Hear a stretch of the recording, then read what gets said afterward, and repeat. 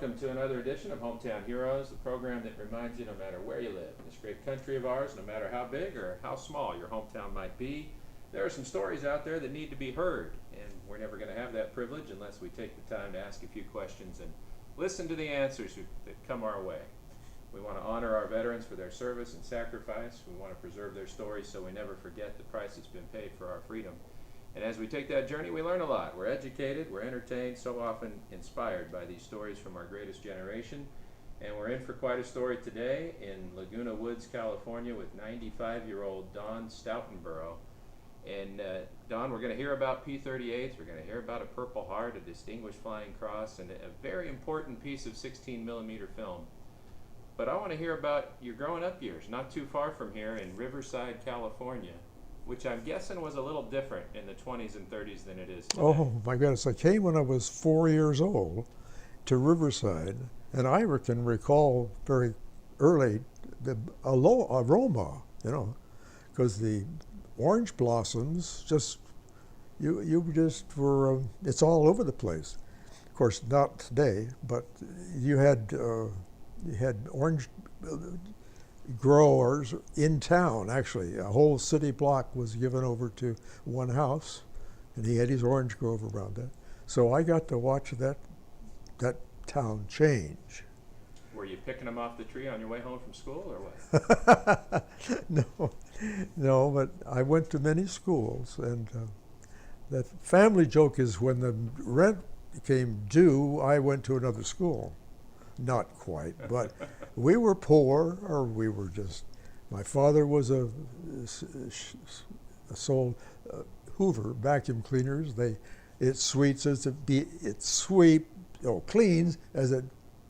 I forgot. There's a song. There's a jingle for the Hoover vacuum. Yeah, for the Hoover vacuum cleaners. Uh-huh. Oh, it beats as it sweeps as it cleans. That's it. That's all right. It's very good, actually. So he would go door to door, selling vacuums. Well, he wasn't. Oh, he did that. Oh, of course, he had to do that because they would. Who wants to spend money during the Depression? And what if you have this kind of floor? You don't use a vacuum cleaner on it. And you were an only child. Unfortunately, yes. My mother wasn't very well, and she died when she was only 36. And you were 12. 12. What do you remember about those childhood years as far as your ambitions or what you thought you might be doing when you grew up someday? I wanted to fly, period. Now, I know lots of kids wanted to do that, but I really did. It was almost an obsession. I bothered my folks about it. We every weekend, not everyone, but we had relatives in Arcadia, and we would drive over to Arcadia on a Sunday, with the same police people, the same route, and on the route was a little airport with a big sign out of that. Ride in a plane, $5. Well, I saw that. I can remember when I first saw it. I thought, oh, wow. That's what I get to do. So I was pretty intense about this. Of course, my parents I'm an only kid, and I suppose I'm spoiled. But they were very good to me, and it was of a great relation. I loved my father and my mother. Anyway, my father had a thing, and we'd go out on a Sunday or whatever, and take a ride. You'd go for rides. That was entertainment. And he would pull this one. We would come to a little stand out on the road, send date shakes, for instance, down in Palm Springs. And so he would take the keys out of the ignition and say, oh, this car, because we'd parked in front of this shake place, you see, and here we are. And he says, oh, Mama, take him out for a walk, and I'll fix the car. Well, we go out and say, oh, here's the shake place, and that's what we have, So he would fake car trouble to get you a date shake. Yeah, or whatever, you know. He was just being polite, nice to me, you know, spoiling me, I guess. But Mm-hmm. and I didn't catch on to this for a long time. I thought that car is always having trouble. You know, we'd have a fruit stand. Of course, in those days, you go out, they sold things on the street or on the highways, Mm-hmm. signs. You know, you could eat up your dinner just going from one sign to another. So did he spring for that $5 flight on the road to Arcadia? Well, I guess he must have got given up because I would mention it. You know, I'd point out that that's a beautiful little airport and there's a sign, and they give. But $5? Come on now, this is 19. I would say 28 to 32, 1928 to 32. I'm 6 and 10. It's in that period that we're doing this back and forth. And here was this sign on the road, ride a plane or something like that, $5. And I continued to point it out, and I knew they were getting tired of that. And then, all of a sudden, one day, his car just didn't work right in front of the place, and I thought, oh, I get to fly. And so I took him. He loved to do that. And then, of course, he wouldn't go with us. And so I learned to, I flew. I sat on my mother's lap. Are you What kind ready? of plane was that? I was probably the first version of a Stearman. Mm-hmm. And then my story is, of course, I had 10 years later, and this is an open cockpit biplane. Right. Biplane, and seat in front and back. And when I went with my mother, we sat in the back, and I sat on her lap. Nobody knows that, you know. I told people, I would point out to people that I had flown before. Mm-hmm.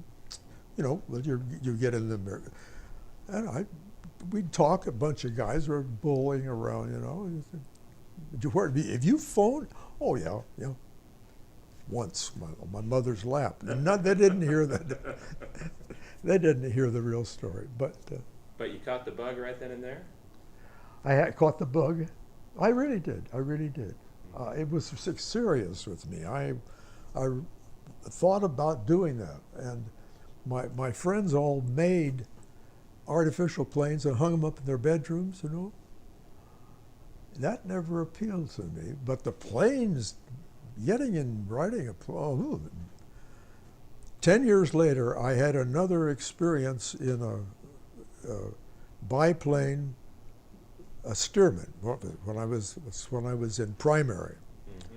That's when the civilians ran that primary program. So up in Oxnard, this guy had his own runway, and the war started, and he was in it because he built a whole bunch of huts, or very nice place, you know, and he then made a pot of money because he was the owner of an airport that taught kids how to fly, you know. Boy, did he step into it at the moment when the war started. He got started. The major did. Well, let's talk about the build up to that. So your father had been in World War I. Yes.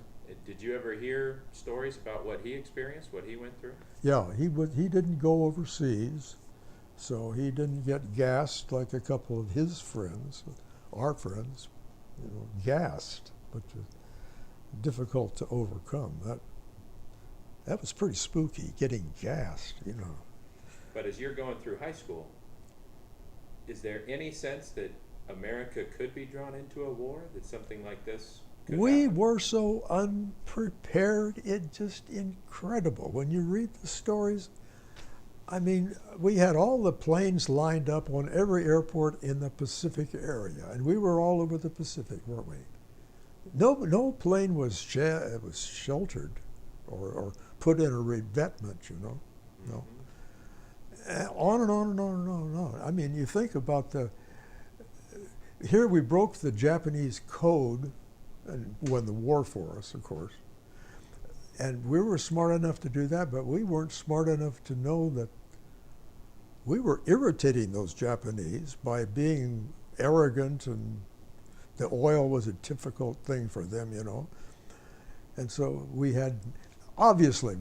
didn't have a clue. And so you personally didn't see this coming? Didn't have a sense that war was imminent for America? No, I had no, absolutely none. So what was that day like, December 7th, 1941? How did you receive the news?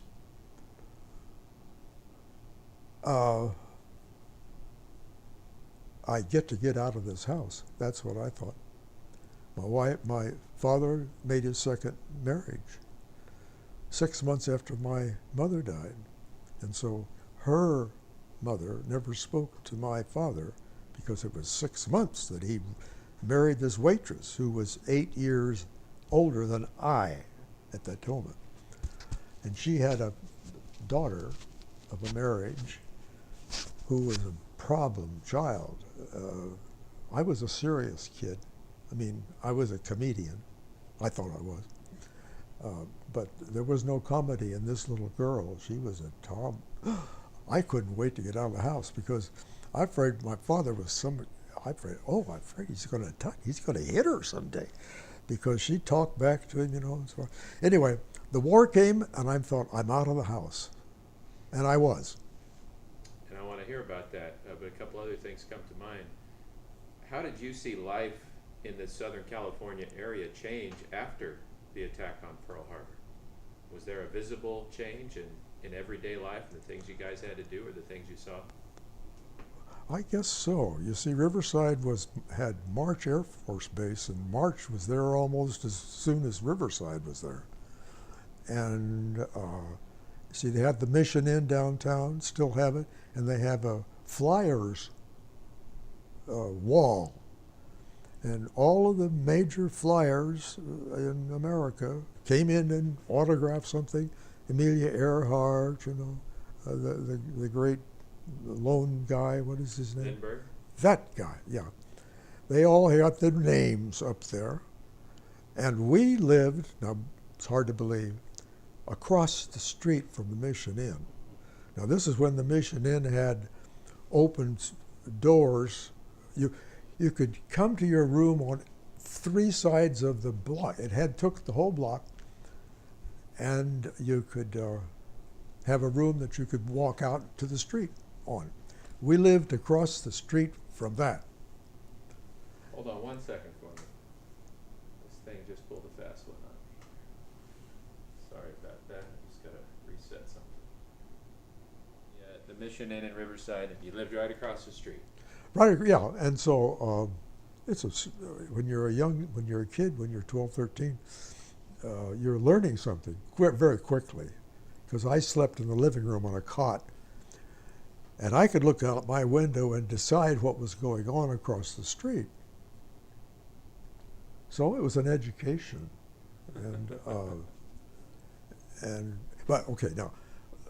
but because March Air Force Base is out there, I had friends, you see, who came in by bus from the March Air Force Base to go to school, because one of the schools I went to was the closest, our school, to theirs, to March Air Force. They come in a bus. So I got to know some of those kids, and I was invited to go spend the night with some of these wonderful people. And so my best friend for a while his father was a sergeant. He had a little sister, and his mother and father, the sister, and he lived in this house on March Air Force Base. I don't know what kind of sergeant he was. I think he was like a what do you call a two-striper? A two-striper? Yeah, two-striper. Anyway, that's what he was. That was a good job, very good job. But anyway, we all had connections out there. We knew what they were doing. We'd hear about dances they were having for the city. They had a club that would bring girls. Just wait till I finish now. They would but the Riverside girls would come out to a party that they put on just for that group of young women, and so the connection was very good. And could go out there and buy dinner at March Air Force Base, which is incredible. And we got to eat in their mess hall, you know. No, it was a great place. So I couldn't wait to land there. As soon as I got flying, I thought, how am I going to get to land legitimately at March Air Force Base? And I really never figured that out, but I did land there finally when the war was over and I was going to get a private license. And so we would come in and land on that premise. I'm learning to land.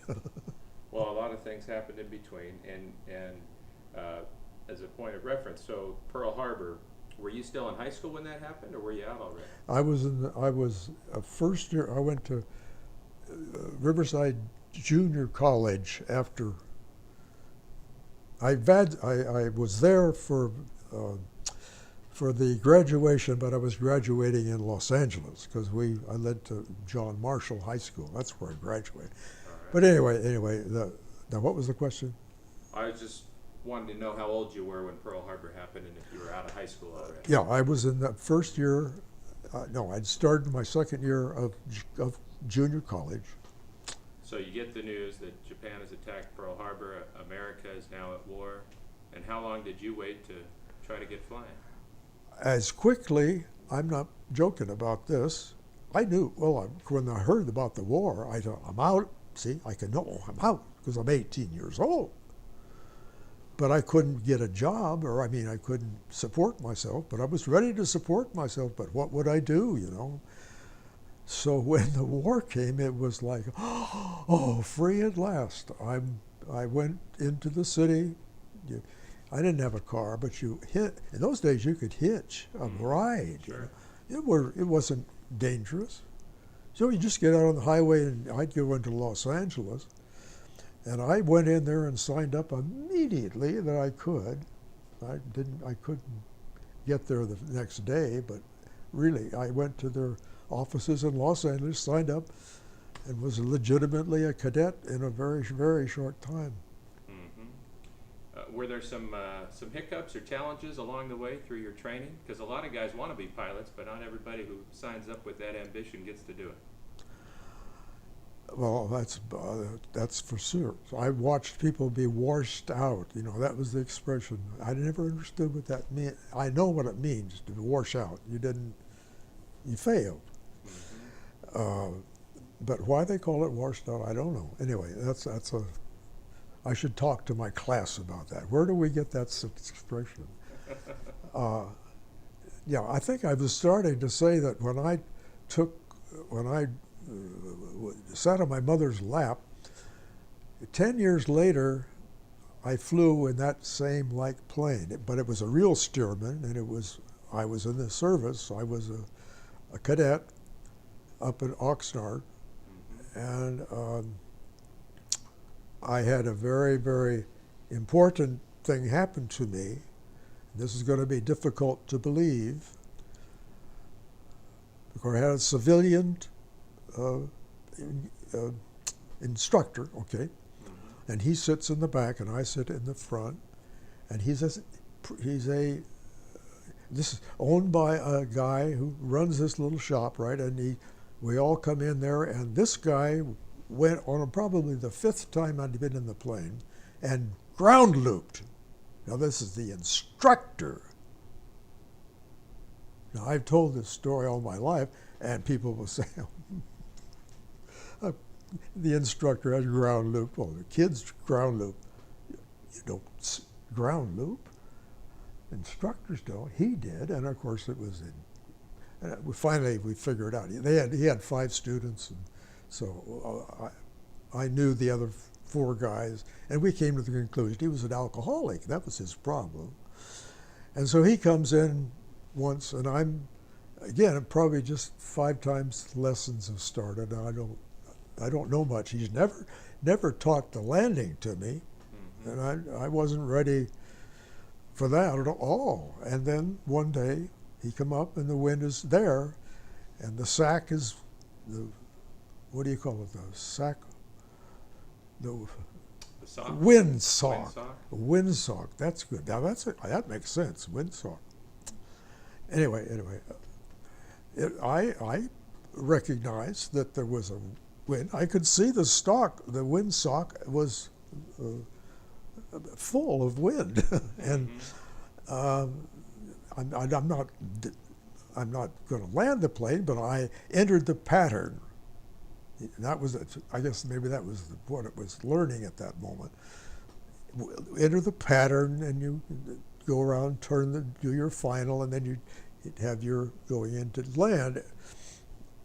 And I turned the plane over to him before we'd do this. Then we'd get out of the pattern because I was learning to do it to get in the pattern. But this now, okay, now we're going to land. So I put my hands up, or I do something with the stick. See, you had an aileron stick, the two rudders, and I put my hands up, and he's back there giving me and I have to put my legs apart because he was problematic. He was a problem fellow. He shouldn't be doing this, you see, and the kid. All five of us should not be exposed to this. And of course, when he had the ground loop, there was an ambulance sitting over there. Of course, we're kids, aren't we, in primary, and so they catch them immediately because they knew there was enough wind where that plane could tip over. We were just out there ground looping. You know what a ground loop is? You come into land, it only comes when you're landing, and it's only because of the air, well, not the wind. And if you don't account for the winds blowing you off you have to turn the nose of the plane into the wind in order to go straight. You don't look as if you're going straight, but you're having to allow for the wind because you've got your nose there. And then at the very last moment, you put your wheels down, and you land, and you do that automatically, very quickly. This fellow, I knew I had just 5, I think it was, times in the air, and he'd seen me. I watched him. He wasn't landing very well. But I'd never seen him land in the wind. Well, this time he didn't land in the wind. He ground looped. So you were in the front seat when he ground looped? I was in the front seat, with my legs apart so that the stick wouldn't hit me, and to let everybody know that I'm not flying this buggy, So despite having less than the ideal instructor. Oh, we got a good one very quick. Oh, we had all celebrities up there. We're in Oxnard. George Brent. You remember George Brent? No, you don't. Betty Davis had a boyfriend, and he was important actor. He was a good actor, and she had him over and over. And they married probably once. I don't know, whatever. Anyway, and I had 2 cowboys.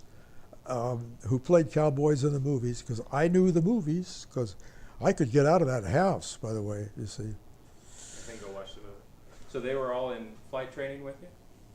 These the 2 cowboys and George Prince? They were, and I knew who they were, but I can't think of their names, of course. Now I go to the Orpheum Theater downtown in Los Angeles, and they have one is they have 2 shows, right? And it was always a cowboy show. So I knew the cowboys because I was there almost every Saturday. Only cost 25 cents. And these guys were good actors. They weren't in the same pictures, but I recognized them by seeing them when I came into my first time into the group in Oxnard where the people met. It was a get-to-know-me situation. I saw George Brent and recognized him, and I thought, oh, wow, this is interesting, do I get him as an instructor? Oh, that'll get me in the movies, you know, blah, blah, blah. Is that how it worked out? And these two, yeah, right. No, I didn't get him as an instructor. I got the loser that I've been describing.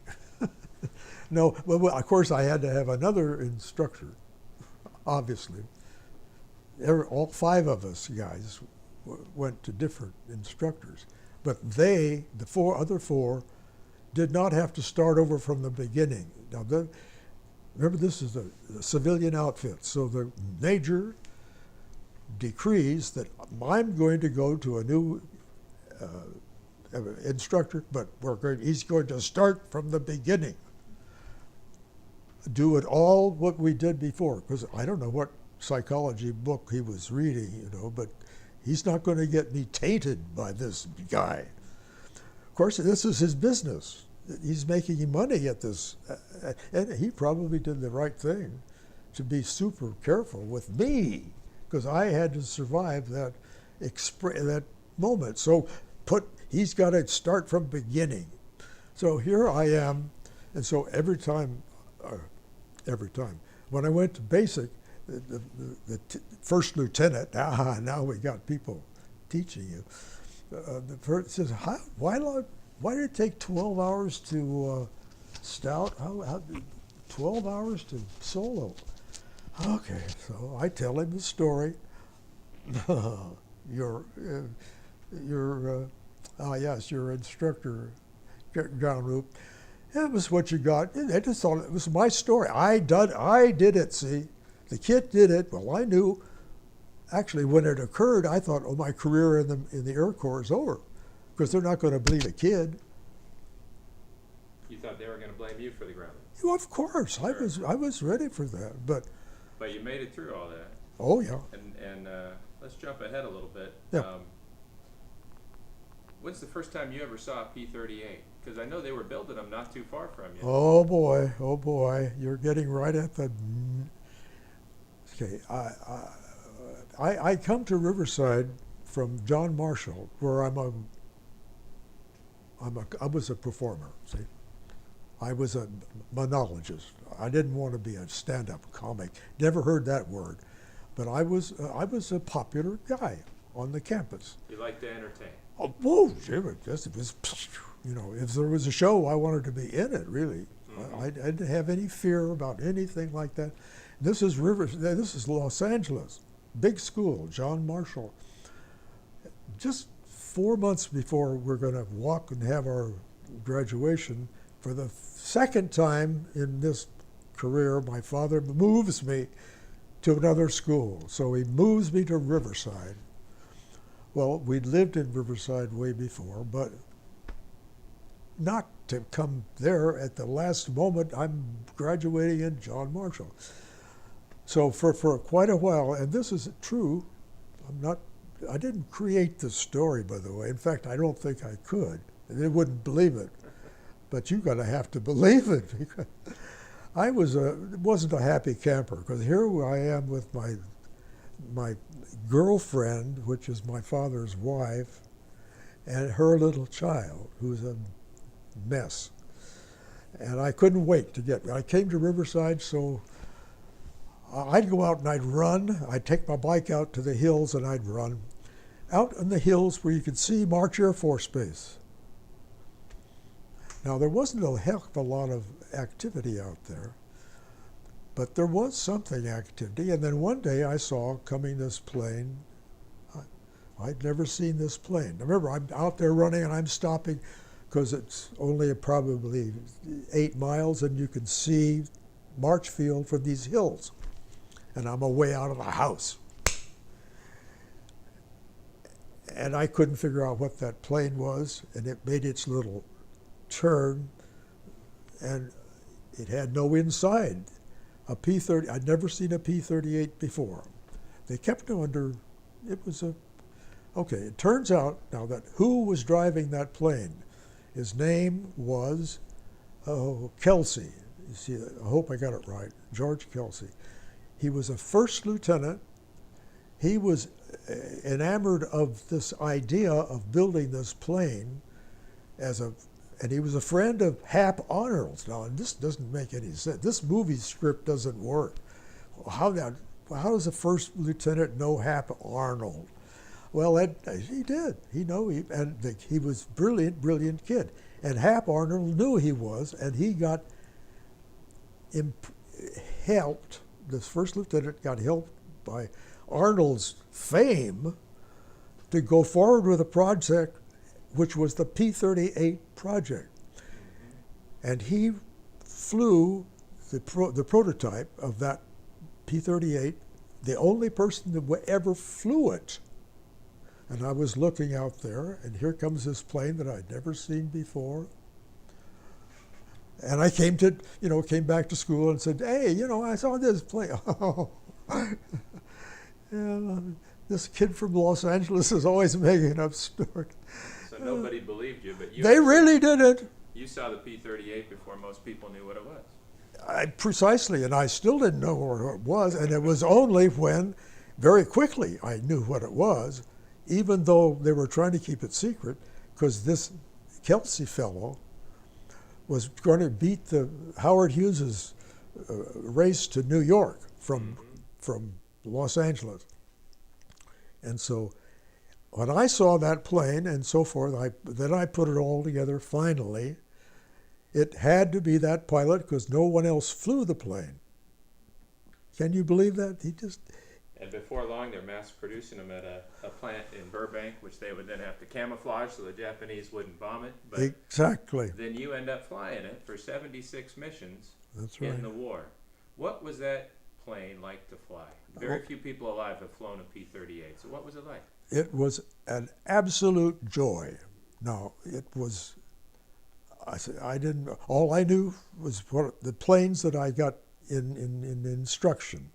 And we had a crazy, noisy plane for basic, a rattle plane. And after the Stearman's experience. You're talking about the Vultee vibrator? Yes, that's right. Oh, Okay. You've been delivered. I've heard that a few times. Okay, it really was a vibrator. Okay. Yeah. But we had a first lieutenant as my instructor, you see. So this was you trusted this fellow. And what was the question? Well, I want to know what it was like to fly that P-38. And when you first flew it, were the props still moving in the same direction, or had they fixed that flaw? Well, they had always fixed it. It had grown up as counter-rotating props. That was the original idea. The props that turn the same way, that's what the British did to it. And that was not good. Brilliant counter-rotating, and you see, you take off, and there was no, you didn't have to push on a rudder like that to keep it down the runway. It was counter-rotating. Landing was a joy because if you just aimed it correctly, the nice tricycle gear, which is, so beautiful. You landed on the others, and then your third wheel would touch down, It was, of course, now listen, I would say any plane I ever rode in or flew was just wonderful, because I flew 51s in the National Guard. But nothing was like a P-38. You knew how much glass was behind you if you're going to be hit with guns. You got 4 inches of I hope it would stop a bullet, but. Tell me about flying it in combat. What was your first mission? I have lost moving here. I've lost my Form 5. So I've tried to figure out. My wife would know if she's dead. I can't remember exactly, but I know I had to be in Sicily because we had come over there to help the Salerno invasion. And so they put us in Sicily with an air base right beneath Mount Etna. Mm-hmm. So we'd take off and we'd go on they call them parole up and down the coast to warn the Germans that we were still there because they were very heavy. They didn't want to give up that country, you know, Mm-hmm. because they didn't want to. So, what was I talking about? Well, I want to get a feel for the missions that you flew. Okay. And what kind of opposition you encountered, Okay. what your targets were. Yeah. Walk us through what it was like to be on a mission in that plane and what you had to do to make it back. Okay. First of all, we were very well trained. When I came overseas, I wasn't on the manifest the first time, so I came over a different time from my buddies. They all went and arrived at the same company or same squadrons, but I came in later, and so they had all had some missions, and so I was listening to them talk about those missions before I was flying them, and they were my buddies from before, and so they'd tell me things, you know. It was an education. I was learning more from just my friends who had already flown missions than I was learning any other way, believe me. But they were very careful in my squadron of being sure you had experience, that you went out there, we did practice runs like that, and then the how close did you get to the one you had to protect supposedly, or you were the wingman, you know. Anyway, knowing what they'd all had combat too, by the way. This was in Africa, and we were in Tunis, and the Jerrys were desperate because they were going to lose Africa. Well, that wasn't going to please the Fuhrer, was it? So they really were avid, they were fighters, awfully hard, very well trained people, even though they were in Africa. So everybody was aware of that they were up against experienced airmen. We were not experienced airmen. Sure. And it was like we had to talk to each other and we had to exchange notes and what happened and so forth and so on, because we've been losing guys, you know. Well, and that's what I want to understand. And how old were you when you flew your first mission over there? Of 20. 20 years old, flying a P-38 against the Germans. And you talk about needing to survive. In 76 missions, I'm sure you faced a lot of things that threatened your survival, from anti-aircraft to enemy planes to weather to what have you, malfunctioning engines perhaps. What are some of the things that stand out that you look back on and say, boy, I was pretty fortunate to come home from that one? Well, almost everything that happened to me. But, well, first of all, this was not serious as it was on the continent, you know. The emissions that they were flying were far, far, far more dangerous than ours. When we first got there, we were doing strafing work. We were doing accompanying some B-25s somewhere to do a little bombing. You'd escort them on Escort the them, that's right. And but it was only when we moved to Italy, to the grounds, to the airfields around Foggia, that we began to be the cover for the B-24s. That's all we had, no B-17s, to do cover for the people up there, because we had 20 airfields, something like that. I don't know. I know. We attacked 10 important ones with that strafing mission, which was so amazing and so successful. Well, tell me about it. Okay. You go up with a bunch of other people? Yeah, I'm not on the manifest. In San Diego, first we learned to fly the P-38 in Muroc. Yep. Before they called it Edwards. Mm-hmm. Wonderful plane, wonderful place, wonderful plane. Of course, you had to survive the blindfold test with the cockpit. I mean, you did it. The first lieutenant stood there and you were blindfolded, and he was calling out what, and you had to find it. You had to point to every instrument without You- being able to see it. You had to point to, you had to touch it. Mm-hmm. This is you're not going to have lights someday, buddy. You know, you're going to be in the dark, and you're going to have some emergency, Mm-hmm. and your electrical's out, and you don't have any lights. What are you going to do?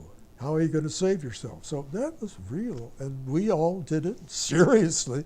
Sounds like a joke, you know. Do your no. Be sure that you can do it, and they told you you have to pass this, you know, Mm-hmm. buddy. You're not good enough to do this now.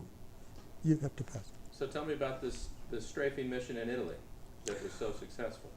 What did you guys do? Where'd you go? All right. Now remember, I'm off the. We're in San Diego, and we've done our training, and we're going to move to the overseas. The manifest comes out there. My name is not on it. You don't sound happy about that. Oh, they're my buddies. You see, I knew them. But you flew with them before, and you knew them. You had a drink with them, that sort of business. Mm-hmm. And they gone, and I'm back. Of course, leaving me in San Diego, we were on a naval base at what call it? North Island. Why, you've been everywhere, haven't you? So, but that was lovely, you know, great food, you know, and linen. Mm-hmm. Can't believe it. We didn't have linen and great food, so forth and so on. So I was left behind while my buddies went over there. So here I was just to enjoy life, and my father had loaned a car in Riverside, and so I could drive around, go to the movies, you know. I could drive up to Riverside. I didn't have to account to anybody about anything. My CEO wasn't in charge. I'm sure that didn't last forever, though. Oh, no. Of course not. But I don't know. But what was the question now? Well, I want to, since most of us have never experienced this and never will, I want to hear what it was like flying that P-38 in combat and help us see through your eyes as that 20-year-old in the cockpit on one of these missions. What kinds of things did you see? What dangers did you face? Maybe some close calls you remember? Oh, yeah. It just sort of, close calls was like a given. You had to, it was, how am I going to put this without sounding, I was not afraid at all. I was 20 years old, and I would never die. Forget it. I would never have trouble, and I would never be shot down. Oh, of course. I had no control over some of that, but... Did that mentality change at all when guys you knew got shot down? Oh, well, yes, it did, and then it didn't. I mean, you just had to understand that was part of the game, and wasn't macabre, really, but it hurt. It really hurt when you lost a guy because you knew him, and it's it hurt to be in somebody's bed that he just died and they put you in his bed, which they did. Yeah. One time, when I first came over and I finally get there, I'm put in a dead man's bed, and he played bridge much better than you are, Stout, you know, and you're not as funny as Raglan is, you know. I'm sorry, but he was funny. So my tent mates were giving me a bad time sleeping in the bed of a guy who had been shot down. I didn't find that very funny. I thought that was crude. Well, and doesn't it occur to you at some point that might happen to you? Oh, I guess it really, what am I going to say? I didn't have any, I didn't have any fear of that somehow. I didn't. Of course, it had to occur to me. We had a mission once that scared the hell out of me, and because we were going to attack some boats up in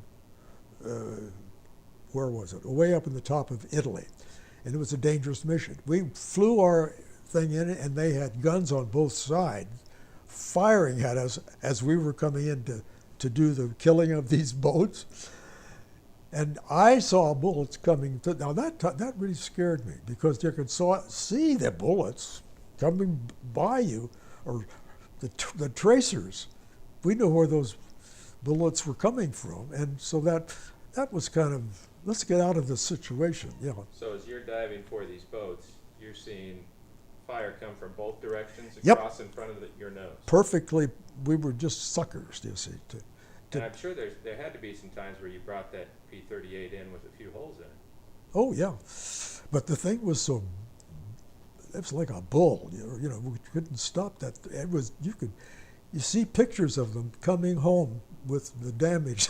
That actually an engine. There's one picture in one of these books here, torn out from the plane, gone. The engine's gone. It got a hole where this one engine was, and he lands it. He brings it home on one engine. It was a very rugged plane. And what about those 76 missions for you? Were there some where you didn't think you were going to make it back? Let's think. Oh, I don't know. I don't know that I ever had that. I'm not going to make it. I guess I didn't. I suppose it was there, but I tell you, I was having so much fun. It's not hubris I'm talking about here now. It's just the fact that I always wanted to fly. This plane was the magnificent plane to fly. And you talk to people, they say, "You fly a P-38?" You know, I said, "Yep, get one." You know, I tell you, boy, you're never going to be sorry for this one, because they go fast and they go clean, and they take bullets, and you can come home with one engine shot out, and so forth, so forth. I'm looking over there, and there's a medal there called Purple Heart, and they usually don't hand those out unless something happens to you. So where'd that come from? I told the doctor, I said, I don't, the doctor gives it to me in the hospital because I've been burned. I said, I'm not in combat at this. I was leading the group. Are you ready? More bullshit for me, see? No, this was on my second tour. And so I'm a big shot. So I get to lead the group, fine. That didn't mean anything. It just meant you were the first plane. You talked to the bombers, and so forth. And what was I talking about? When you got your Purple Heart. How'd you get burned? Okay, all right.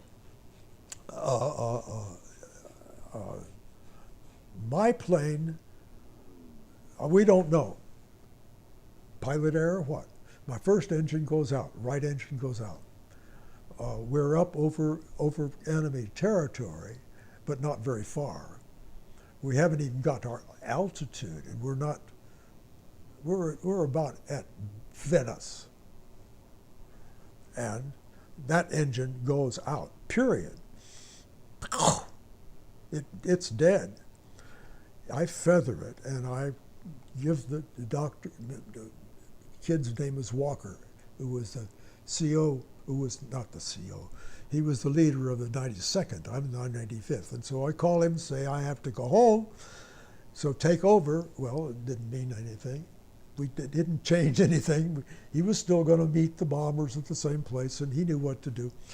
And I start home, and we were at some altitude, but not very much. I'm spoken of as just having taken off in the books. Like, my accident was because I didn't get to the target. It says, just at takeoff or something. But you're telling me you were actually over enemy territory. Yes, I'm there. Right. But it's not much. Remember, they still have part of Italy. Mm-hmm. And so we flew up the Adriatic. We didn't fly over the ground. But if you go up the Adriatic, nobody shoots you from there. But you go, if you come home, come down Adriatic, you see. Don't go across. But I got one engine, and I don't want to go into the water, so I'm over our their land and then our land. And so the rest of the P-38s are going on to meet the bombers to Yep. rendezvous, but you have to turn around and come back by yourself, no other planes, that's right, on one engine, on one engine. and you don't want to go over the water because if you do have to ditch, you don't want to take that chance. Exactly.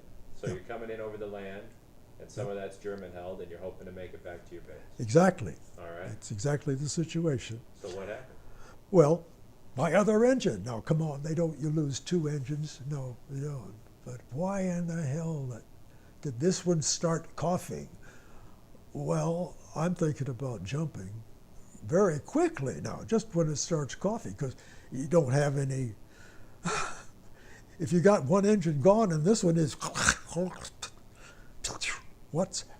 Nothing. I can't figure out why, what's going on. Nobody's shooting at me that I know about, you know. No, I'm just in the way of losing that. I'm over land, and I think I'm that past the line. I'm in safe territory. I'm in our territory. I thought, but I didn't know precisely. But because the line was not very far from where I landed. Anyway, that engine went out on me, and it sunk like a rock. I could not believe, without an engine, what that plane did. It was just it weighs 7 tons, you know. It was not a. So you're coming down in a hurry. I'm coming down in a hurry, and I don't have time. I don't have time to go jump out. There's no.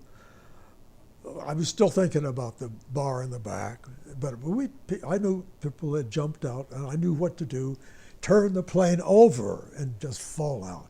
Because if you don't do that, the plane itself is going to kill you. Exactly. If you don't invert the P-38 and drop out, then the plane's movement is going to force you into the fork between the tails and you're gonzo. That's right. Okay. That's right. So you knew. Well, you knew how to bail out, but you didn't think you had time. No, I did not have time because I was ready for there was an airfield up there. I knew I was in our territory because I knew that airfield. I couldn't make it. I knew where it was, but I couldn't make it. I was losing altitude, and I didn't want to jump. I really didn't, because I had to do it. Something would make that engine go. You know, it didn't. It wouldn't. But you're hoping that as you pick up speed and dropping altitude, that maybe that engine would. Oh yeah. Oh yes. But that didn't happen. That did not happen, and so I'm dedicated to. It doesn't bother. It did not bother me to know it was better than jumping out. Was to take those planes don't. The thing you sat in was you couldn't brake at anything there. That was too strong. The plane could be collapsing on you, and you're in your little gondola here, and you're safe. And you crash landed, and you'll survive in that plane, no problem. And that's what happened? And that's precisely what happened. Did you get your landing gear down? Did I get my what? Did you get your landing gear down? Oh no. You belly landed. There was no hope to do that, and there wasn't. But for instance, I wouldn't have thought about doing the landing gear. No, there was no place to land.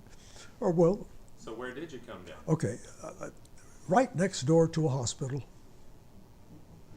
I saw that cross. I was coming down, and I thought, my God, don't hit the hospital, Stoutenborough. I landed in an olive grove beside the hospital.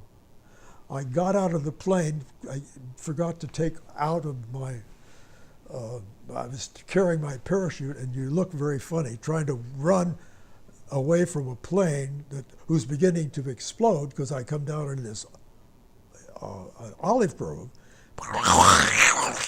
You can't imagine the sound. I never heard sounds like this in my life, or such a cacophony of, oh, that's almost driving me crazy, that sound, you know, but I'm safe in this thing, and I was. So the sound you hear is your wings coming down through the limbs of these olive trees. That's right. And in a sense, they broke your fall or slowed you down? Oh yeah, yeah. I was like, I had to experience already the dropout when that engine was not producing it at all. This one's gone, and this one is not. It's going, but it's not. You're losing altitude immediately, you know. So, So you're tearing through the olive trees, and Yep. there had to be some significant impact, I'm thinking. You had to feel something when you brought that bird in. Yeah, I don't recall feeling anything because I was just strapped in, and again, It wasn't bumpy? bumpy. Oh, bumpy. Sure, yeah, it was bumpy and rough, but noisy. It was so noisy you couldn't think, you know. No. When you lost or losing practically most of this one plane, one engine, the plane just is sinking right beneath you. And so my only hope was that I was not going to stall out. No, I had to land it. Get whatever, there are olive trees, don't try to turn or do anything. Just get this thing on the ground straight out. And that's what I did. And then, of course, it began to explode all before I was could get out of the cockpit. No problem getting out of the cockpit. Just look at it and do it like this, but take off your parachute before you're trying to run away from a plane that's exploding. So I get over behind a tree, an olive tree, put my back to the explosion, and here comes the ambulance. The ambulance now here it is, the hospital. It takes us like 90 seconds to get from where I am to it in the hospital, to get help immediately. The first thing I said to the what do they call them? Servicemen, Orderly? Or they're what? medic? Gee, medics. Why can't I think of that name? And I said, it's the right. I got something. I got my. I couldn't. I had to take my goggles up so that I could see because there was smoke in the cockpit and flames already. Well, the minute I got down there were flames, and of course that burned me because I had to get rid of my. You mean on your way down? No. Well, I'm sorry. Of course, yes, on my way down. You couldn't see because it's already smoking up, and so you had to take the goggles off to see where you were going. Exactly. All right. Exactly. Yes. So then when you hit and it starts burning, your face got burned. Yeah. How bad was that? What was the extent? Oh, they call 1, 2, 3. They call first, second, and third burns, and you could tell where you got your goggles up, but you still have this part of your face, and so you had the whole face was kind of seared, but this was burned up here. But they had me in a stretcher and in a doctor's office within minutes. Mm-hmm. No, just don't put this in your script, Stoutenborough, because this doesn't make sense. This doesn't happen this way. You don't land beside a hospital. What you're saying is you were very fortunate to survive. Oh yeah, because I could be where, could be could never get help for a long time, and so whatever the burn was, would be, you'd still be able to see it. You still can see it, but that without attention, that thing would be today it would probably look very, very rude up there, you know. So, no, it brought me to my senses, but I just had all the faith in the world in that plane. And there we were. The plane just exploded, and the, I got rid of my tanks, of course. See, we were going up with belly tanks, but I got rid of those because I was with one engine, and I didn't want to. Well, I didn't need the gasoline. I was coming home. I didn't need that gasoline, so I got rid of a lot of gasoline. If I'd landed with those belly tanks, of course, I wouldn't be here probably. That explosion would have been a lot bigger. Oh yeah. It would have consumed you probably. Yeah. But I really wasn't, you know, I wasn't in combat.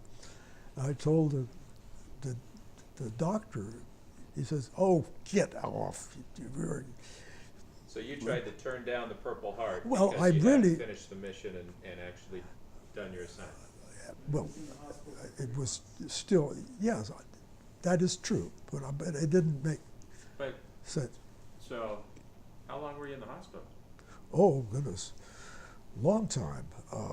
See, what was it, 2 months? They very, very carefully took care of me. Of course, penicillin every 6 hours or 5 or what. You finally did. And by this time you were married?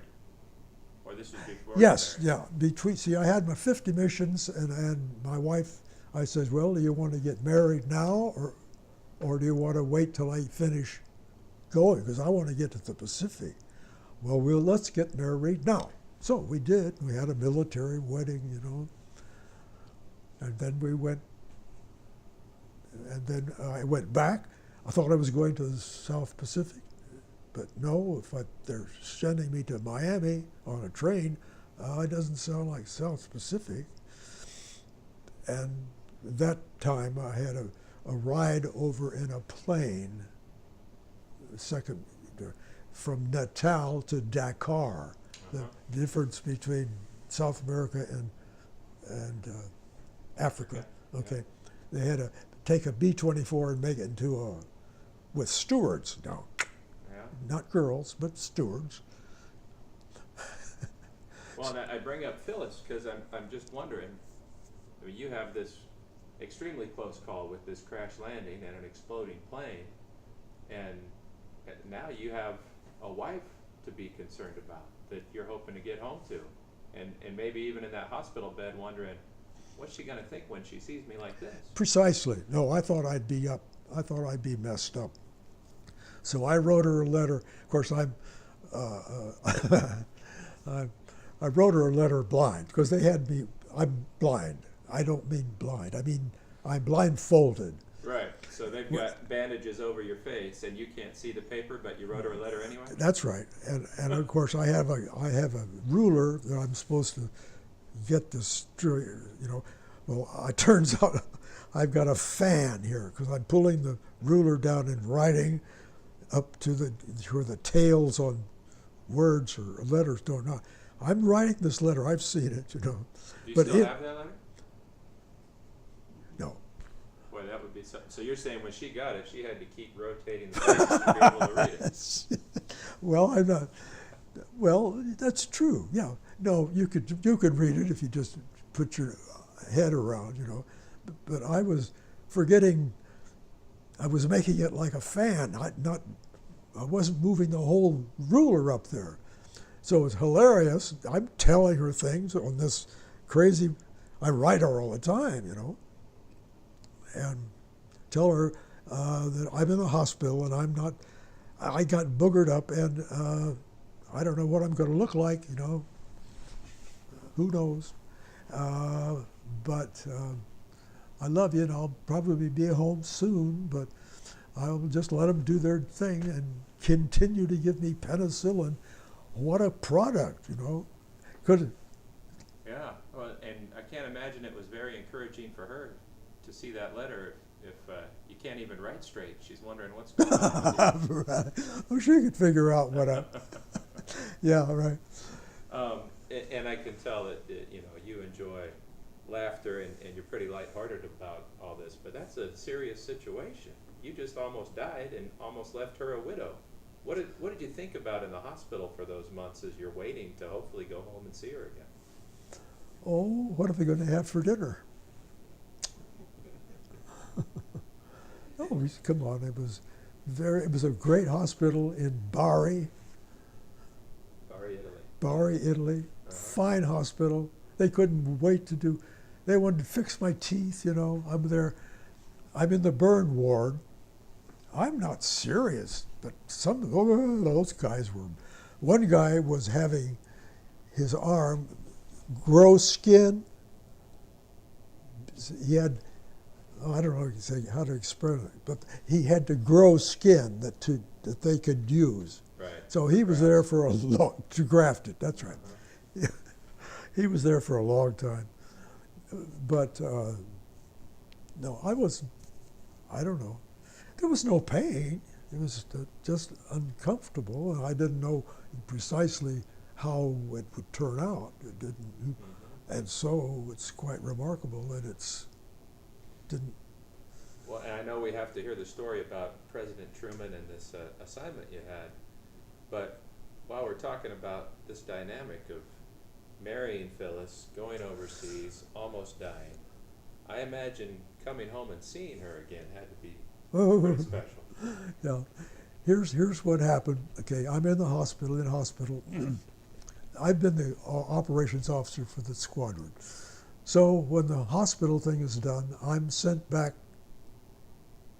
See, what's a sequence of things? I don't know. I'm sent back to my group, but of course I'm not the operations officer anymore. See, what am I talking? What am I answering? Coming home to see Phyllis. Oh, coming home to see Phil. Oh, what? So I don't think he left home. Didn't go home, No, he stayed in Italy. but eventually he came home. Yeah. Yeah, I want to get that eventual moment. Sorry, I was talking to Ross. okay. Let me think. No, let's see. Okay. Oh, I come back and the general wants to see you. General Strother. I didn't know him, but I'd seen him. He never decorated me, but he was the one-star general. And so I'm back in,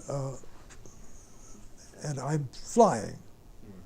I have already been on a mission. And I guess it was that mission that must have said he wanted to talk to me. So he's at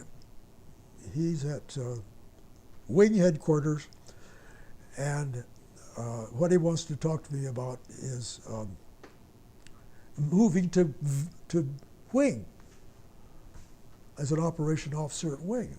All right. Because you've got 74 missions, Stout, you know, and he's probably thinking he lost. No, that's he didn't lose the son. It was the principal of the school who had lost the son the same age as I was when I'm coming to teach in his school. No, but no.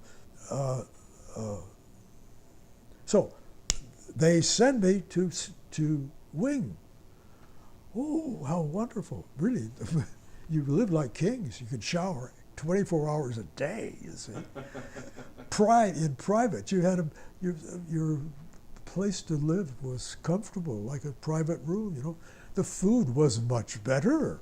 Of course, the chef was very good. What he did with things, and you had a volleyball court out there, and you could run. I was running, of course. There's nothing wrong with me. Just still had a scar up here, but I flew missions. A mission before I went to. See, what was it? 73 missions, and I did 74 when I was there. I flew somebody's wing, and then he called me and he said, "Come to wing." I went to wing, and I loved it. Lucky me, but I went back twice to the squadron to fly missions. And go ahead. I just didn't want to. I did not want to be thought to be scared by the crash, because it didn't bother me. What I was not. I saw people that were hurt, you know, ooh, in that hospital. God, I wasn't hurt. So tell me about this very unique mission that you had with some high importance cargo. So You had to deliver a piece of film. oh, How did that come about? okay, here I'm at Wing, you know, where and I have a friend, Waterhouse is his name, Stoutenborough and Waterhouse. Sounds like a legal crew, doesn't Sure it? does, yeah. All right. We're at Ming Operations. If somebody wants something done in one of the squadrons out there, they called Wing and said, could somebody do this for us? Could have an... they said this time the thing came in, we would like a courier with a toothbrush. Oh. Courier with a toothbrush. Oh, all right. I thought this is going to be an overnighter. I hope to get this. Well, Waterhouse, you know, we've played. What do we do? He played. Drew straws for it or something? That's whatever that was. Right? Uh-huh. Anyway, we did it with cards. We took a deck of cards and then the card. I get the king of diamonds. He got like a 7 of something. Oh, poor Waterhouse. He says, "Wait, Jim." Oh, he was so mad because it was with a toothbrush. We didn't know where we're going to go. I don't know. I'll take that. So this was a very, very nice routine I was going into. Right, great assignment. Oh, well, yeah, Promise. except where was I going? And so I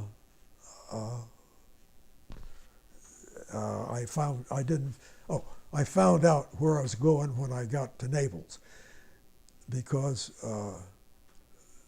I won, and this is the day I go.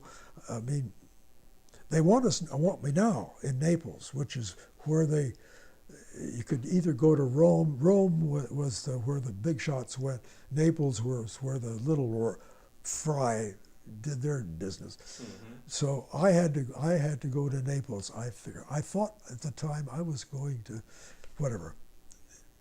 Rome. But anyway, I fly my plane over to Naples, and it's late afternoon now. Because it didn't start in the morning. It's afternoon. All right. And I'm going to London. Okay.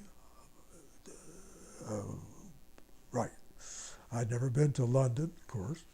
And do you have any idea what it is that you're carrying? What you're delivering? No. They said, you're this cumbersome 40-pound, awfully difficult. I have to put it on my hip bone, over here. It's you so can't. big you have to use your Well, leg to you help have to. Uh-huh. It's very heavy. 40 pounds, I think it would be, really. Anyway, it was full of film cartridges. I suppose they're 16 millimeter. Maybe they're 32. I don't know. Big canisters of film, in this case, a heavy case. Right. Now, I didn't know what it was until I got there. All right. So you just know you've got this heavy case and it's got to go to London. You have to go to London, and I have to wait for it to arrive. It isn't even there. Okay. Waiting for it to come. Okay, I'm thinking, well, we'll do it tomorrow. No, it's be there. I'm thinking, I'm going to London, to Bovington. Turns out that's the big guy's. Bovington was the VIP landing place. Mm-hmm. Important people that went there. I didn't know that, but that's where I'm going to Bovington. And finally, we get it, and finally I get the weather, and finally the plane is ready, and I'm on my way to London. I've been briefed that the weather is okay. Can't speak about London, what it is today. Right now, Well, they had a quote on it, and so it sounded like, you know, it's all quite doable, quite doable. And so I take off and fly to London, up the Loire River, looking down at the wonderful, what do you call them? Those big, the tourists go to these fancy homes, big, the oh well. Big villas on the river, or? Yeah, well, yeah, these are the big castles that they built, and you could see them. You know, I'm enjoying the flight. I'm not going to go too high because I want to be able to see what I get. But I'm going there. I'm not taking any time off. I'm going the same direction, and so. But I'm enjoying it, for heaven's sakes. And the package is behind me, and so then I finally get away from the beautiful homes down there, which we got to see in person later. All the kids got to see them, and I said, I saw this one from up in the air, you know. And I'm back on the track, and it's late afternoon. It's of course they have dusk over there, like a twilight. But when I got to in view of the Eiffel Tower, I could see, but I couldn't see. I couldn't see, what was that? You know, is that fog across the thing there? But from in the air by the Eiffel Tower, you can see what the weather is over there. Well, I don't mean that I saw lightning or anything like that, but I saw, and it's late, and I know they have dusk, you know, you can do, but I'm coming into Bovington. I don't know anything about it. Thank God I didn't try to do it, believe me. I couldn't even find it the next day when I said, oh no, I can't. But you saw weather over the English Channel, and you said, I need No, that. the channel was all right, but there was a curtain of, I mean, I'm not seeing what it is. Maybe it's, that's just what happens over here, but I'm not sure. I really don't know. I'm thinking I'm going to a strange airport, and we're going to find it. I bet you it's going to be camouflaged. Boy, talk about camouflage. They'd done a farm. I landed in a farm with cows in it. Well, they went to a hell of a lot of trouble to put the important people at a safe camouflage facility. Nobody's going to bomb that place. You couldn't see it. I wouldn't have seen it. Now, I'm over. The next day, You weren't supposed to. no, so I landed early. Yeah. Okay. Yeah. And I take my little friend, you know, with me to my room. I asked the guy, you know, where should I eat? He says, I got a great place for you. Wonderful. It's in town. I said, oh, how long does it take to get to town? Oh, here's the bus, you know, bus. No problem. So he directed me, and I said, I'll have to take this thing with me. What do you got there? I said, I don't know. They didn't label anything. Didn't say most secret or down there now. I took it with me downtown because I was going to eat this wonderful mess for just officers, and it wasn't. It was a French restaurant, but not really. It was if you were an officer in Paris, you could go to this. Really, one of our places, but it was not. It was a wonderful meal, But I had this on my hip the whole time, and the bus didn't really stop in front of that place, and I was getting a sore hip actually. But I was downtown. It was night, of course, dark. It's dark, and they were having an election in boy, it was exciting because the real people were out on the streets, and they were getting some returns from the mission. I don't speak French, but I could figure the happiness and the excitement it was going on. And so I was just enjoying everything except this thing on my hip.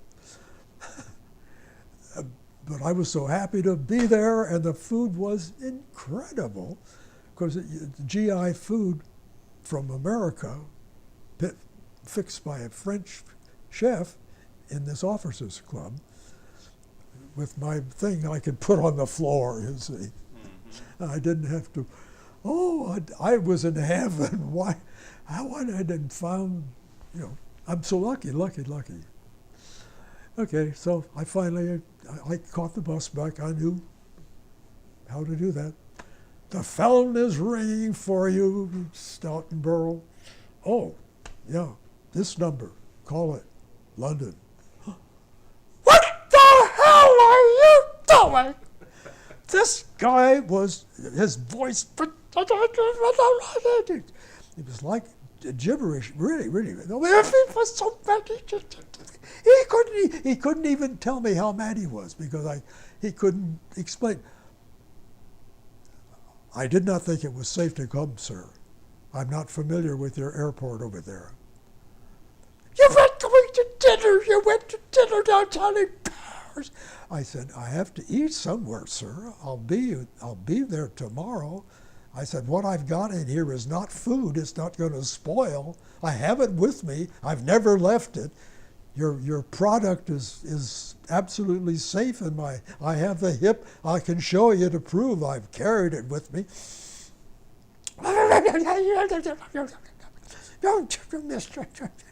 Don't you, and he said something like, don't you take that tone with me. Well, he was a full bird colonel. I didn't mean to take a tone with him, but I was just telling him that I didn't think it was safe to come. I would not have made it if I had done it, because I couldn't see it. The sun bright. They were very impatient. You are exactly over us, sir. P-38, you are there. We're looking at your bottom, Just look out. I says, I can't. I'll have to turn the plane to look at you. Please do that, because I couldn't find it. Mm-hmm. So how did you finally figure it out? What? Well, they were talking to me. They were trying to tell me that you're in sight, sir. You're going the wrong way, sir. Now make a U out there. Come back. It'll take like 2 minutes, maybe, from that time to get. So they talked me down to the farm. I avoided the cows. Mm-hmm. I mean, it was camouflaged very, very carefully. So I would, whatever the situation would be, they couldn't have talked me down at nighttime. So I'm there, have nice breakfast. I go over to London at Bovington, and there's a Jeep waiting for me. And I go into the office, or text me into London town, and he's got, I forgot where it was.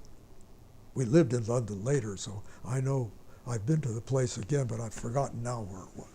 Anyway, he brings me up, and I'm introduced to the full bird colonel.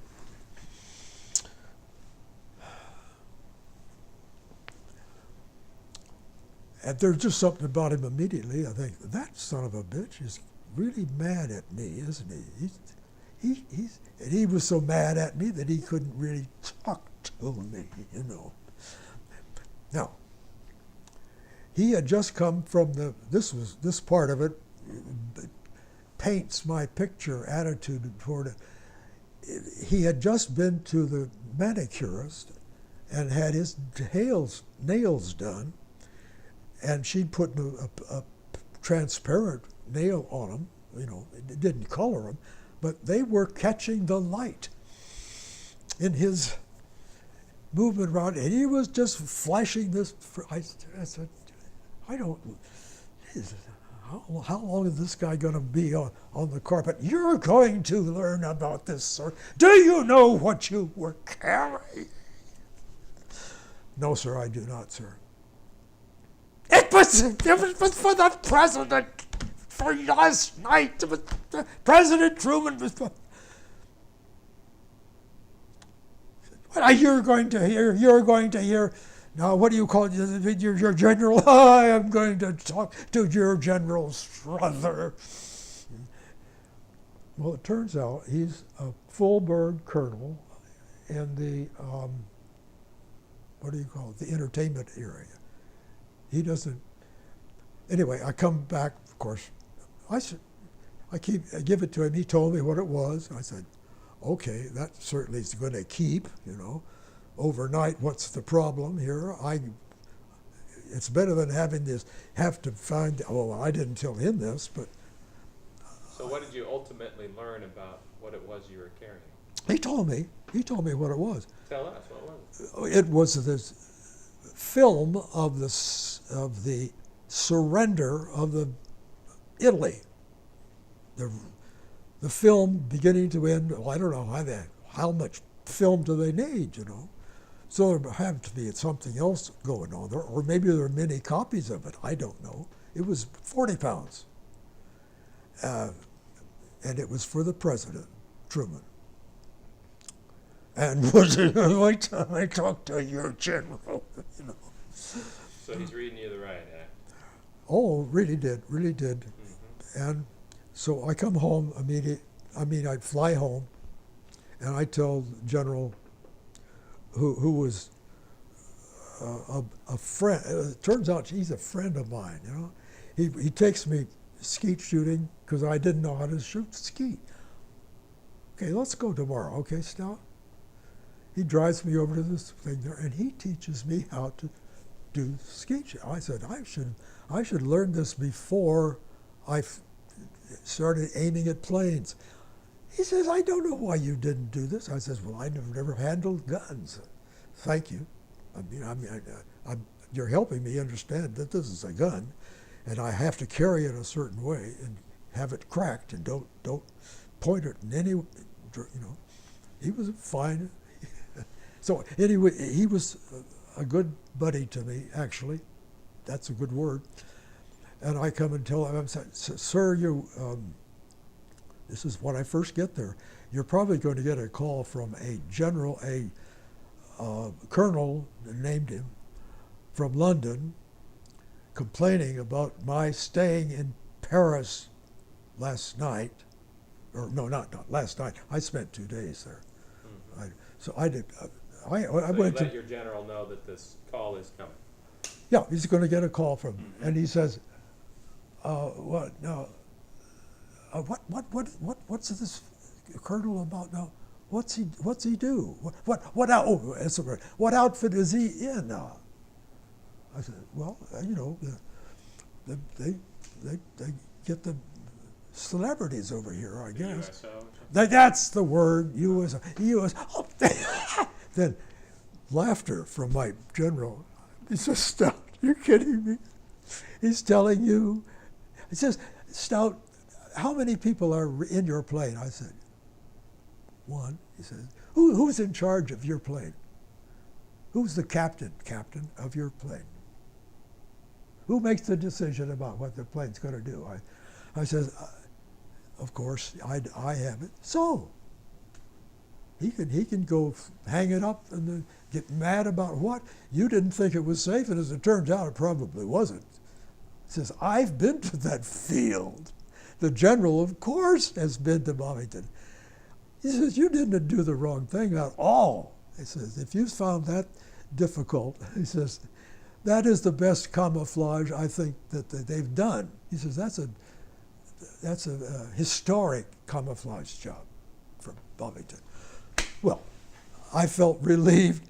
The fact that he says, he was from the, what outfit is you say he's from, you know? And he laughed. So what did that guy having to do with entertainment telling this captain that he had to be there the night before? So you're off the hook. I am completely off the hook, and And the president just had to wait a little longer to see that footage. probably saw it just as quickly as I got up early, you know, I had breakfast, and I got into London quickly. So they had the whole day to get that thing across the Atlantic. I guess there's one more question I have to ask you on that. Had you known what it was and who it was for, would you have acted any differently? No, I would not. I really would not.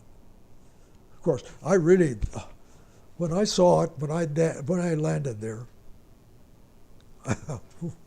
you did the right thing, Stout, you know. Because I'm not very well oriented. I never get lost, but I can get screwed up about directions. And camouflage can fool me. I'm a sucker. Well, I know we've been going for a while here. Is there anything that I didn't ask you about that you think people ought to know about what you did in the war? No, I hate to say this, but I must tell you the truth that I loved the war. I was comfortable. I had never been happier than when I had a P-38 in charge of it. I loved that plane. Every day I would thank whomever for the good luck I was having about things, you know. I didn't get killed, and then the general says, "Well, I fly 2 more missions from wing," and he says, "Oh, we're going to Skeet, second Skeet ship, going out, drive to the Skeet place," and he says, "Stout, how would you like to go to a gunnery school?" And I says, "Oh, well, because you think I can't hit those things, whatever you call them." Clay pigeons. Clay pigeon. You can't hit the clay pigeon, so I said, well, gunnery school? Well, in the States. Oh, really? Houston. Well, now, right outside of Houston, it's called Foster Field. I've been there. The food is great there, Stout, really. I think you should have Phyllis meet you there. Why don't you just go home? I said, okay, I'll call her. I'll write her. No, I'm not going to call her. But I said, so he arranged, he thought I'd had enough, really. He didn't like the fact that I'd flown twice back to my squadron to fly missions. So I had 76 missions. I wanted to stop at 75, but the last mission I knew was a good one, and so I did 76. So I had 15 oak leaf clusters. With your air medal. Well, what would you say you're most proud of with regard to what you did? Well,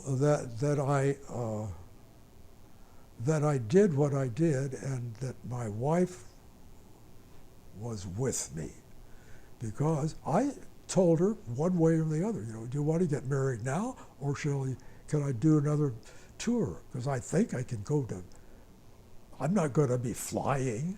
I bet you I get a desk job, because I've had an accident. I said, it's just, Phyllis, I'm still just romantic, and there's only going to be one war for me, and oh, honey, that's why I said we get married now. And I guess she didn't get pregnant that night, but she got pregnant very quickly.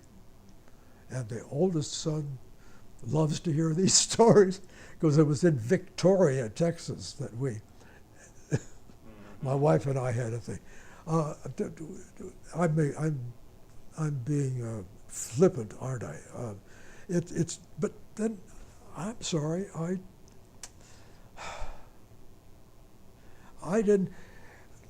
have 2 versions of what happened when I get credit for 2 planes shot down. one says they're confirmed, and one says they're not confirmed. I've always liked the idea that I didn't kill anybody. So if they didn't get, that meant that, of course, you claim one, but you claim one with people who were there. They verify. You don't make it up, you know. They were on the. I was in both cases. I was a wing person. I wasn't the leading of the flight, but anyway. Were they ME 109s or what? One was a 109 and one was a 190.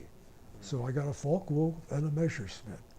Of course, I thought it was very funny that they called, oh no, it's the Japanese that call it the Mitsubishi. The Mitsubishi. They make a car now. Mm-hmm. Well, and you mentioned those two aerial victories, and one of those was associated with your Distinguished Flying Cross? Is that right? Was associated with what? Your Distinguished Flying Cross was for one of those? Oh, well, this is, I fly my 50 missions, and I'm ready to go home. I don't have a DFC. But so, what? I haven't done anything particularly that would warrant. There's no bravado, no great story, you know. It wasn't until I got home that they said it to me. And the description of what I did. BS. I mean, come on. Dramatic. Well, he said he had to do this for people. I knew the guy. I knew the man very well. So you're saying that the citation for your Distinguished Flying Cross was embellished by someone, and you don't believe you did what it says? Oh, absolutely. I mean, it was a plane that I I claimed to do, and then somebody said it wasn't claimed. Or, I mean, it wasn't Confirmed? Conferred. So what really happened? Did you shoot the plane down or not? Well, I thought I did. Uh-huh. But they don't know. The other people don't think it. Now, I've got 2 books, and one of them says I did it, confirmed. 2 of them confirmed. I can show you in the book. And another book, not this book in here, says, no, those were not confirmed. I thought, that's the one that's true. It's true. There wasn't anybody I don't want the credit for shooting a guy down. I hope if I really did it, you know, I hope he hit the sack. I didn't like killing anybody. You know? So I want to understand here. Are you saying you shot the plane down, they gave you a Distinguished Flying Cross for it, but for your own state of mind, you don't like thinking about what might have happened to the pilot of that other plane? Exactly. I mean, I shot a lot of planes. I shot a lot of locomotives. I have a wonderful, wonderful locomotive shot. I keep looking for it on the television. It's just too much to believe.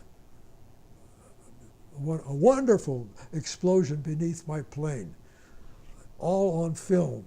And then Stoutenborough, because they had, this is they showed you the movies afterwards, you know. Everybody could go to the movies. I didn't know. I knew I shot him down, shot the locomotive, but I didn't know it was that beautiful or that dramatic or that explosive. So you're not saying so much that the guy who wrote up your citation was lying. You're saying it's uncomfortable for you to think about it in those terms. Yeah, it's nice if they're not confirmed. Fine, just that's the way I go. I don't think there wasn't anybody there, you know. That if it did, he hit the. He bailed out and survived. He bailed out. Mm-hmm. That's never been I've never, so I never mentioned it, but it's in the books, you know. Mm-hmm. You got the stories of it. Well, the story that he wrote for this was beautiful. I'm quite heroic in this shoot down. And I immediately turned to help my friends, you see, who are still in trouble. No, no, Frizz, that's his name. I didn't help anybody. He had to write, he wrote these things all the time. And he probably was so interested in writing this one because he knew I was interested in writing. I lived with him in the same tent with him for what, 4 months? So, just so we're not confused, give me your real feelings about it. Is your citation accurate or is it not? I thought I shot the plane down.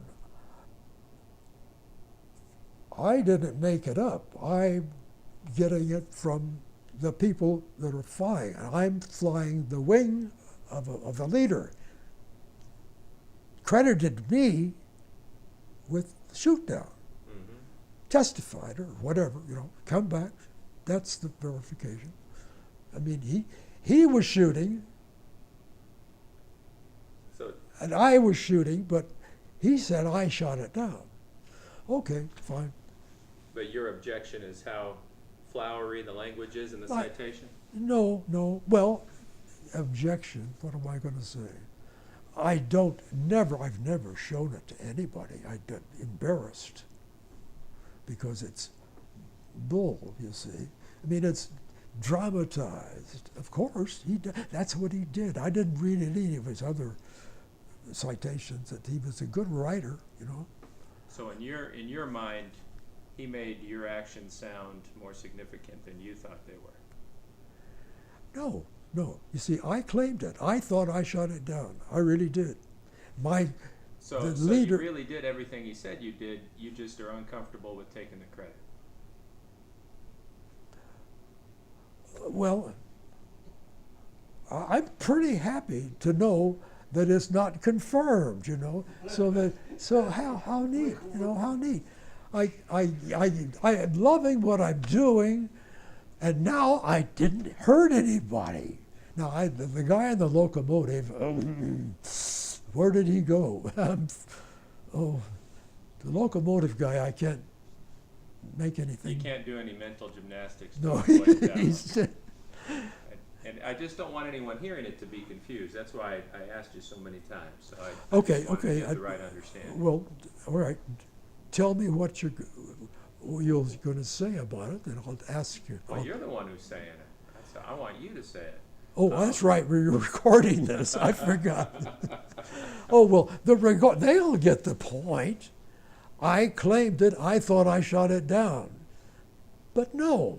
There's another, and the flight leader who outranked. This is my first tour. The flight leader was a first lieutenant. Now he's my superior, baby. And he said I shot it down.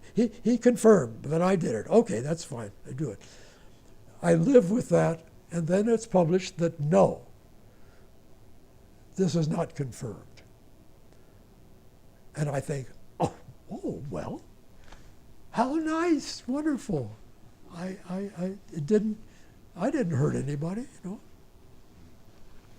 I think we're probably close to out of time here, but I understand you had a little trip to Washington D.C. with a bunch of other veterans, and it was all because of. He didn't go to DC, sorry. Oh, you had something in D.C. We did. Oh, okay. Oh, you've been back there. Oh, Yeah, sorry. Oh, I misunderstood. But we honored him in a Veterans Day ceremony at Edwards. So tell me what the Edwards Life Sciences folks did for you. I mean, besides helping fix your heart. oh, those girls, I tell you, break your heart. Oh, break my heart.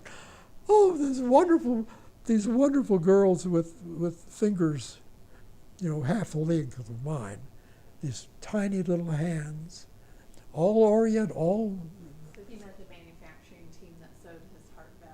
I should start there. yeah, oh yeah, I'm sorry, I had a heart valve Might done. have been. And then I got to meet the girls who made the heart valve. I've got a picture, not a picture, I have a real heart valve. What is that thing? Yeah, so you have one of our transcatheter heart valves? Our transcatheter heart valve? Yeah, I have one. So he's talking when, for Veterans Day, we brought you in and then introduced you to the team that That's what, oh, what, listen, that, on campus in Irvine. All right. So, that's Yeah, I incredible. might have you tell that story kind of succinctly on that after we're done here. Let me give you a chance to say, go ahead, put it back on. Okay. All right. You sick of me yet? What? Are you sick of me yet? No, what are you talking about? You're a joker. Takes one to know one. Well, in all seriousness, I want to say thank you. Thank you for serving our country, and Oh, thank you well, for helping I us did, understand I what did, it was I like. didn't have to read it aloud. That's good. What is there anything else you want to say about that plane that I can tell you have a pretty strong affinity for? Well, it's a brilliant, amazing, it's an amazing creation.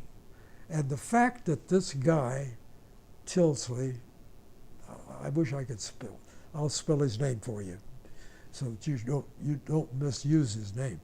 The story behind the backstory of that, making of that plane, you know, that isn't sensible to do this. It's not, what does he know about this? He's just a first lieutenant, and I don't really know his life story. He, of course, retired as a brigadier general, and he well did, because he did the same thing with another product. How do you feel about being able to say, I flew the P-38? Happy, happy, happy. I'm telling you, it's the luckiest thing that ever happened to me in my life. And it's like your dream comes true. And very rare. My other dreams didn't come true, see. I taught, but I didn't create the stuff I wanted to create. But When's the last time you flew in a P-38? let's see, it would be, well, let's see, did I get a,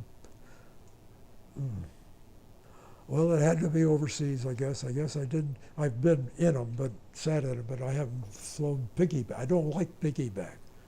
I don't. Uh-huh. So I've never been in one, so it'd be the day when the general probably said, well, you're going.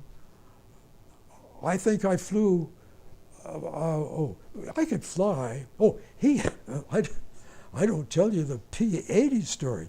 See, he had a private P-80, a jet. Yeah.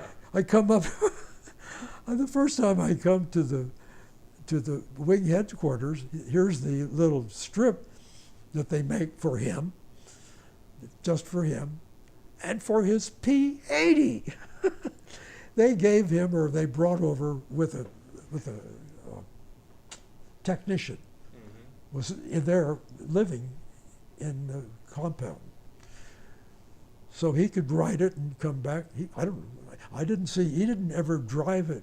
He never flew it over to the squadron that I know about. But he flew it all over the place. And I got to know him so well, I just wanted to say, General, check me out in your P-80. Because I thought, no, that would just be the cream on the... I'm sure you weren't the only one. Well, if, they've got one of those P-38s that flies out here in Chino, the Plains of Fame. Oh, sure. If they brought you out to it and let you climb into that cockpit, what do you think you could do? Oh, probably cry. No, that's too personal, isn't it? I wouldn't fly it. No. I could still, I'm sure I could, if I were in trouble, I could do it. But I have no desire to do it. I flew P-51s. You told me that, yeah, in the card. I do have to tell you this because Hmm. I'm coming back. I'm in school, and in San Fernando Valley is the